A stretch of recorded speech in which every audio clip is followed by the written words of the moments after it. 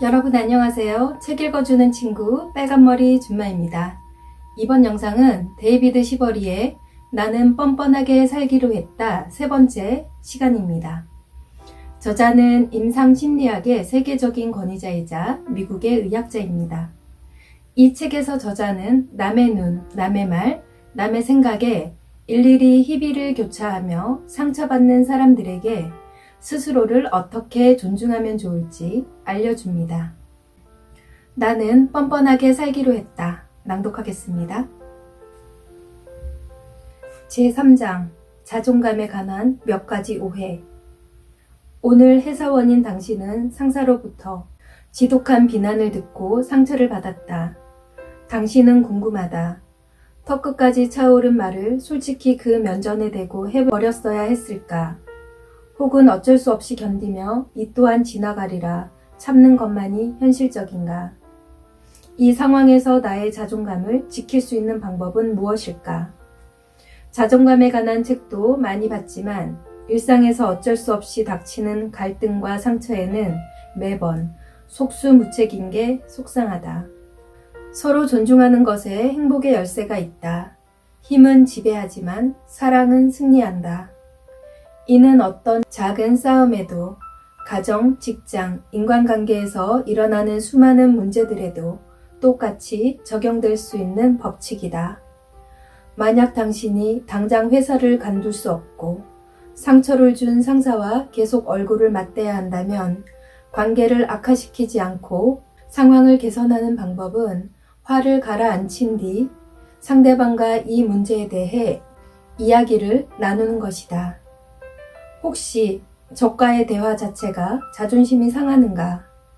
그러나 이 행동이 결코 자존감을 무너뜨리는 행위가 아니다. 자존감이 없는 사람은 절대 타인의 입장에서 바라볼 용기를 낼 수 없기 때문이다. 남의 의견에 일단 심술부터 부리고 보는 사람. 우리 주위에 의외로 이런 유형이 많다.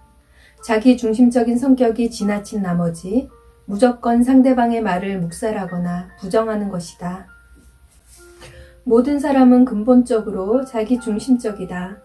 그래서 다른 사람의 의견에 이의를 제기하는 것에 자기 만족을 느끼며 즐거워한다.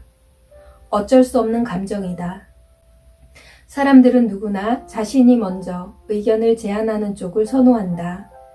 이런 심리를 잘 파악해서 상대방이 제안자가 되도록 기회를 열어주는 것이다. 상담을 하다 보면 상대의 삐뚤어진 성격적 결함에 맞춰 사느라 지칠 대로 지쳐버린 사람들이 정말 많다.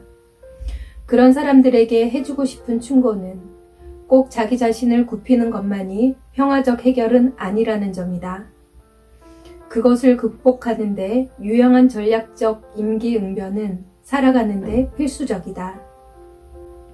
우리들은 항상 상대방의 부담을 덜어주어야 하고 상대방이 고통을 호소하면 한숨을 짓는 등 동정을 나타내야 하고 누군가 어려움을 겪으면 부드럽게 위로해 주어야 한다고 배워왔다. 하지만 의무감에 얽매이다가 자신의 삶마저 잃어버리는 경우가 너무도 많다.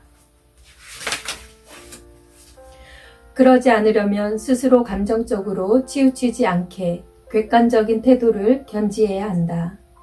자기 자신에게는 냉정하면서도 타인에게는 관대한 어리석음에서 벗어나야 한다.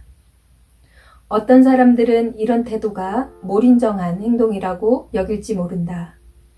그러나 주위의 부정적인 사람 때문에 내가 온전한 자기를 잃어버린다면 나는 물론이고 타인의 세계까지 완전히 상실하게 되는 셈이다.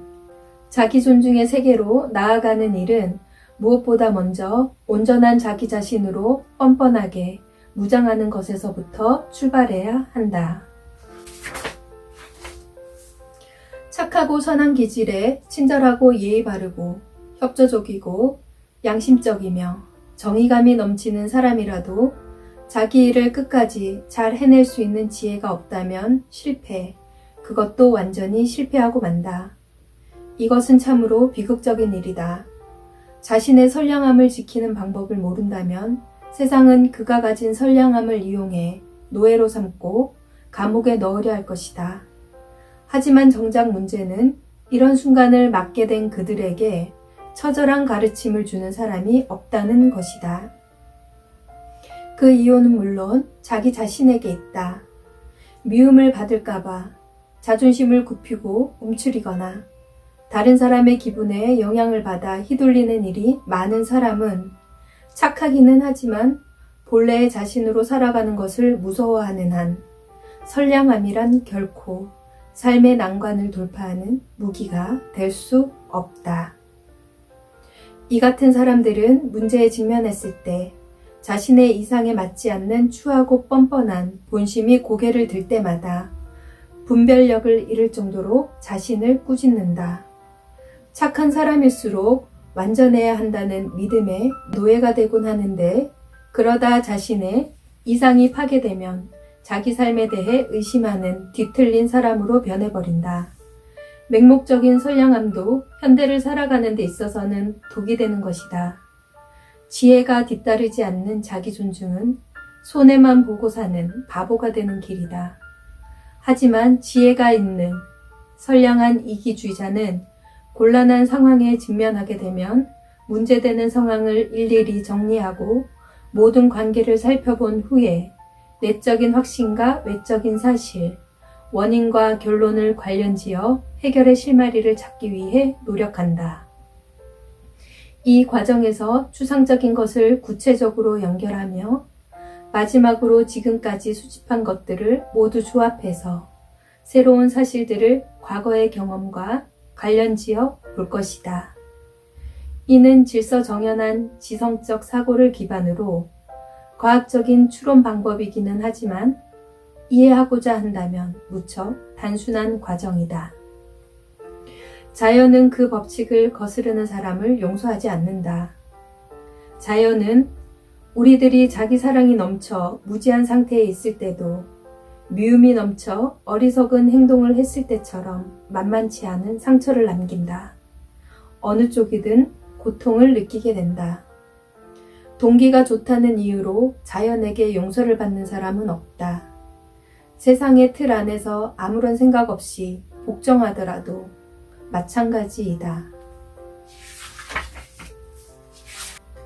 자책감에 괴로워하는 사람들은 스스로를 파괴하는데 능수능란하다. 자기 자신을 더 괴롭히고 부정적으로 몰고 가면서도 묘한 쾌감을 느낀다. 그들이 끊임없는 자해로 인해 생긴 어둠으로 자아를 만족시키고 있다면 믿을 수 있겠는가? 그렇지만 그들은 그런 삶을 고집한다. 잘못한 걸 부끄러워하는 동안에는 그 잘못을 바로잡을 수 없다. 자신이 죄인이라고 여기는 동안에 삶의 햇볕은 찾아들지 않는다. 그럼에도 어떤 이들은 왜 그토록 신랄하게 자기 자신을 비난하는 것일까? 다른 사람들은 다 잊어버린 일에 대해 왜 그렇게 오랫동안 매달려 자책하며 살고 있는 것일까? 결론은 완벽주의의 탓이다. 무슨 일이건 타인과 비교하는 것이 습관화되어 있는 그들은 남보다 못한 자신을 용서하지 못한다. 지금의 문제로도 충분히 괴로운데 스스로 과거의 고민을 더한다. 어린 시절의 작은 수치심의 기억조차 생생히 품고 다니면서 그 무게로 얼마 남지 않은 여생을 고문하는 사람들도 있다. 잘못된 행동을 했을 때 자신의 불완전함을 부끄러워하는 한 새로운 사실을 배울 수 없다. 그것은 자기 자신을 얕보는 것이다. 그렇게 되면 다른 사람도 당신을 간단히 얕보게 된다. 열등감이나 죄책감을 버리는 방법을 배우지 않으면 영원히 자기 자신을 궁지에 모는 악순환을 반복할 수밖에 없다. 자존감이 없는 사람들은 자신이 실수를 했다고 느끼면 삽시간에 기분이 바닥을 치거나 아니면 자신이 초래한 궁지에 대해 다른 사람의 잘못인 양 화를 낸다. 상처받은 자존심을 고스란히 끌어안지 않고 다른 곳에 놓아둘 줄 아는 사람은 당면한 문제의 좋고 나쁜 점을 충분히 검토하고 개선을 위한 주변의 협조를 얻을 수 있다. 곤란한 상황을 극복하는 첫 걸음은 죄책감이나 열등감 같은 쓸데없는 저항을 당장 그만두는 것이다. 곤란한 상황은 질질 끌고 가져가기 위해서가 아니라 극복하기 위해 존재하는 것이다. 대부분의 사람들이 문제를 뛰어넘는 것이 아니라 문제 자체에 온 신경을 쏟는 실수를 범한다. 문제가 발생했을 때는 이 문제는 무엇 때문에 일어났는가? 나를 괴롭히기 위해 일어난 것인가? 아니면 내가 성장하고 이해하기 위해 필요한 것인가? 라고 자문해보자. 실패할 때마다 과거에 실패한 어떤 사건 덕분에 내가 이만큼이라도 성장한 것은 아닌지 자신에게 물어보라. 그리고 지금의 곤란에 의해서도 지금보다 더 성장하는 것은 아닌지 생각해보라. 평생을 다른 방식으로 살아온 두 사람이 어느 날 거의 평생을 두고 공동생활을 하게 된다. 부부 사이, 이야말로 다른 어떤 관계보다 타협과 협조가 필요한 관계다.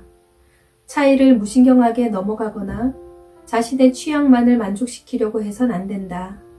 자기가 좋아하는 것들 혹은 자신의 불만만을 일방적으로 내세워서도 안 된다. 반면에 아무리 가까운 부부 사이라도 자기만의 삶을 버리게 되면 그 틈새로 어김없이 불화가 끼어든다. 자기 자신으로 있을 수 있는 것, 동시에 관계를 위한 자기 희생, 두 가치의 조율을 아름답게 해낼 수 있는 방법이 있을까? 모든 인간관계가 그렇지만 특히 부부 사이에 일어날 수 있는 최대 비극은 상대에게 자신의 삶의 방식을 강요하는 일이다. 부부란 상대가 지니고 있는 결점을 이해하고 상대에게 맞춰야 하지만 그렇다고 본래 자신의 모습에서 벗어나야 하는 것은 아니며 그럴 필요도 없다. 나를 나답게 만들어 당당하게 살아가는 자존감만이 서로에게 바치는 사랑을 가능케 한다. 타인을 존중한다는 것은 타인의 존중을 받는 최고의 기술이다. 주나이드 라자의 Keep in Mind로 이 시간 마무리하겠습니다. 오늘도 고운 하루 보내세요. 책 읽어주는 친구 빨간머리 준마였습니다.